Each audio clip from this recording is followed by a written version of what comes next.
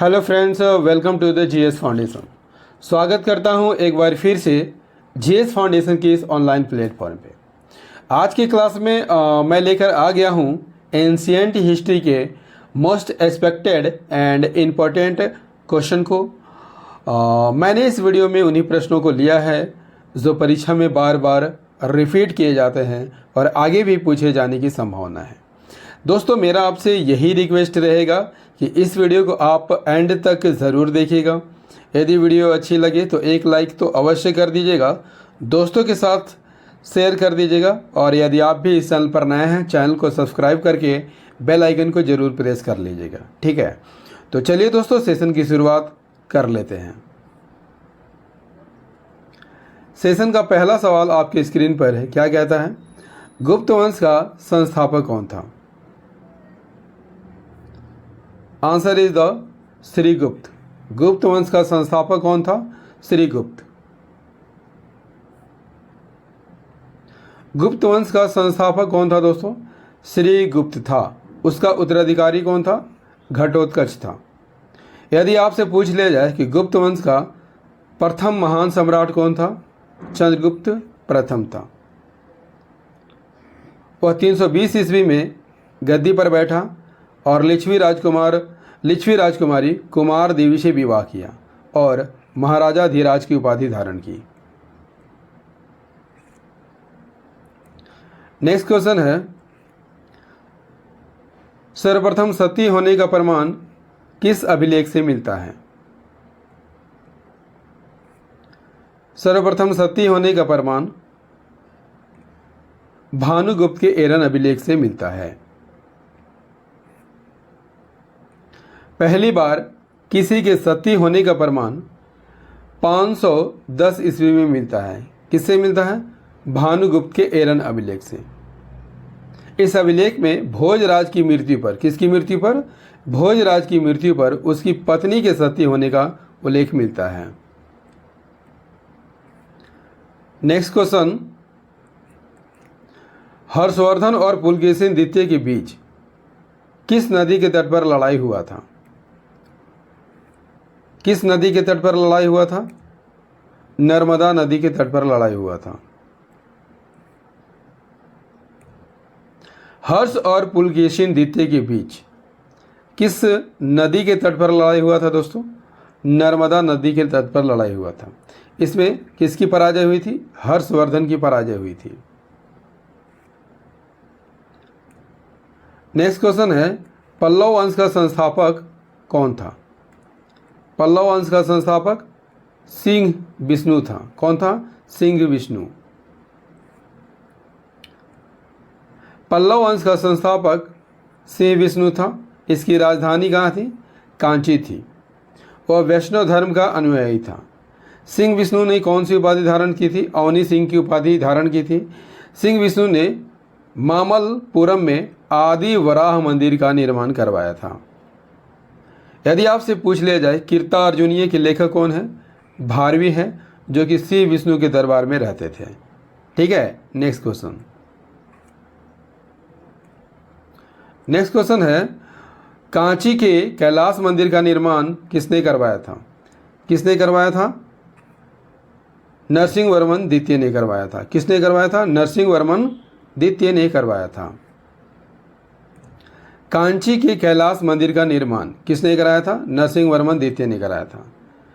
इसे राज्य सिद्धेश्वर मंदिर भी कहा जाता है।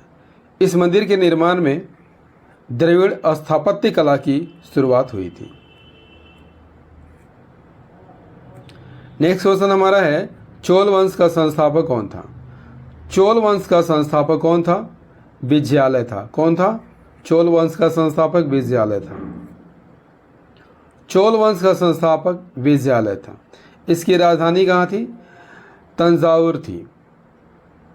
यदि आपसे पूछ लिया जाए कि चोलों के स्वतंत्र राज्य का स्थापना किसने किया था? आदित्य प्रथम ने किया था। चोल साम्राज्य का सर्वाधिक विस्तार राजेंद्र प्रथम के शासनकाल में हुआ था। चोल वंश का अंतिम शासक कौन था? राजेंद्र तृतीय था। नेक्स्ट क्वेश्चन हमारा है, त्रिपक्षीय संघर्ष में भाग लेने वाला राष्ट्रकूट वंश का पहला शासक कौन था? कौन था? ध्रुव था। कौन था? ध्रुव था।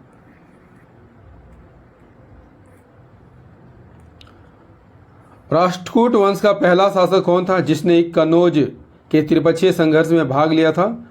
ध्रुव था। ठीक है। और प्रतिहार नरेश वत्सराज और पाल नरेश धर्मपाल को पराजित किया था।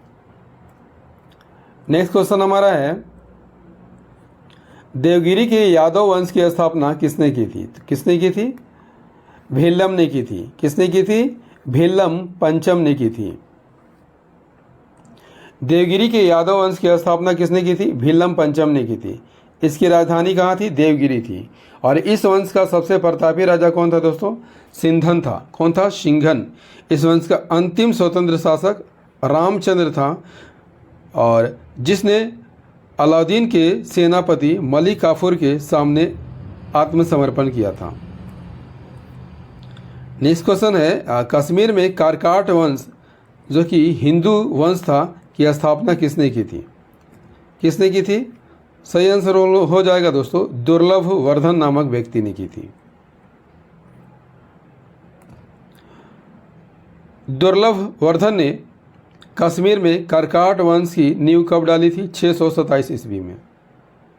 याद रखिएगा दोस्तों, ह्वेन-सांग ने उसके शासनकाल में ही कश्मीर की यात्रा की थी। कारकाट वंश का सबसे प्रतापी राजा कौन था? ललितादित्य मुक्तापीड़ था। यदि आपसे पूछ लिया जाए कश्मीर का मार्तंड मंदिर का निर्माण किसने कराया था? ललितादित्य मुक्तापीड़ के द्वारा करवाया गया था। नेक्स्ट क्वेश्चन हमारा है, गढ़वाल वंश का संस्थापक कौन था? सही आंसर हो जाएगा, गढ़वाल वंश का संस्थापक चंद्रदेव था। गढ़वाल वंश का संस्थापक कौन था? चंद्रदेव था। यदि आपसे पूछ लिया जाए कि गढ़वाल वंश का अंतिम शासक कौन था? जयचंद था। और जयचंद और गौरी के बीच 1194 में चंदावर का युद्ध हुआ था, और इसी में जयचंद मारा गया था। पृथ्वीराज तृतीय ने जयचंद की पुत्री संजोगिता का अपहरण कर लिया था। नेक्स्ट क्वेश्चन है, तराइन का प्रथम युद्ध कब हुआ था? तराइन का प्रथम युद्ध कब हुआ था? है 1191 में।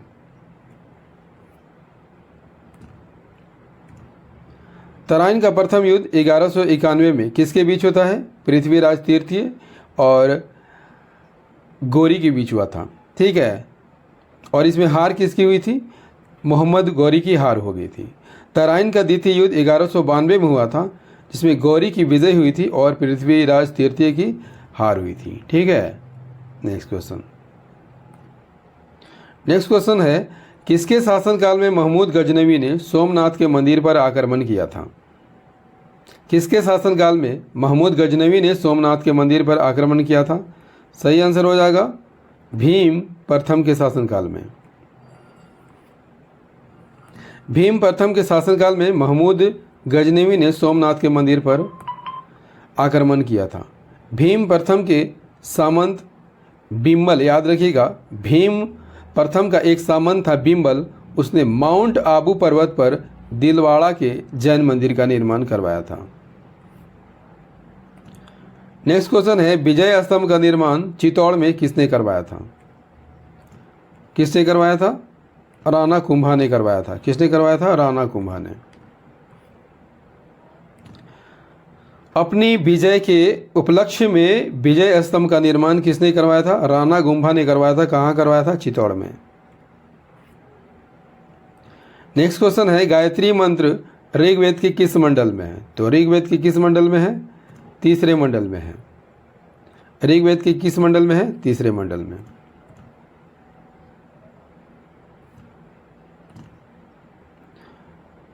ऋग्वेद की रचना किसके द्वारा की गई थी? विश्वामित्र के द्वारा की गई थी।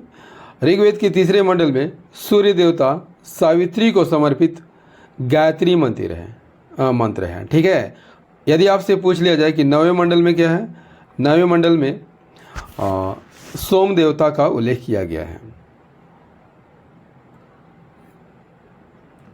नेक्स्ट क्वेश्चन और अंतिम क्वेश्चन है, 4 आश्रमों का उल्लेख ऋग्वेद के किस मंडल में की गई है? सही आंसर हो जाएगा ऋग्वेद के 10वें मंडल में की गई है। किस मंडल में की गई है? ऋग्वेद के 10वें मंडल में की गई है। ठीक है। चारों वर्णों की परिक्रमा जो है ऋग्वेद के 10वें मंडल में की गई है। और किस सूक्त में की गई है यदि आपसे पूछ लिया जाए? पुरुष सूक्त में की गई है। इसके अनुसार 4 वर्ण कौन है? ब्राह्मण, क्षत्रिय, वैश्य और शूद्र। ठीक है। ब्राह्मण जो है ब्रह्मा पुरुष के मुख से, क्षत्रिय भुजाओं से, वैश्य जंघाओं से और शूद्र जो है चरणों से उत्पन्न हुआ माना जाता है। दोस्तों एंशिएंट हिस्ट्री का ये सेशन आपको कैसा लगा कमेंट करके ज़रूर बताइएगा। यदि सेशन पसंद आया हो दोस्तों तो इसे लाइक कर दीजिएगा, दोस्तों के साथ शेयर कर दीजिएगा और यदि आप भी इस चैनल पर नए हैं तो चैनल को सब्सक्राइब कर लीजिएगा।